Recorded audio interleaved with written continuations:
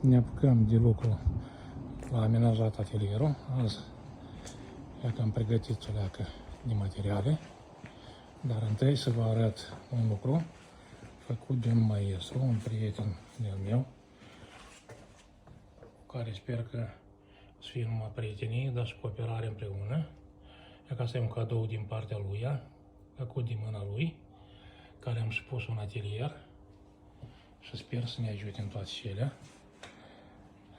Aici avem un aspirator festol care putem să-l conectăm la orice feluri de instrumente, în cazul de față la mine Makita. Aparat foarte bun. Aici e un aparat de sudură. Aici să fie un suport pentru compresor, ca să-i punem rost ca să fie mobil sau putem pune unde vrem noi. Aici o leacă de materiale care avem nevoie până când. Aici e o leacă de bardac, ca să-i la început și mersi mult maestre de cadou și cu Doamne ajută. Domnul să ne ajute pe toți.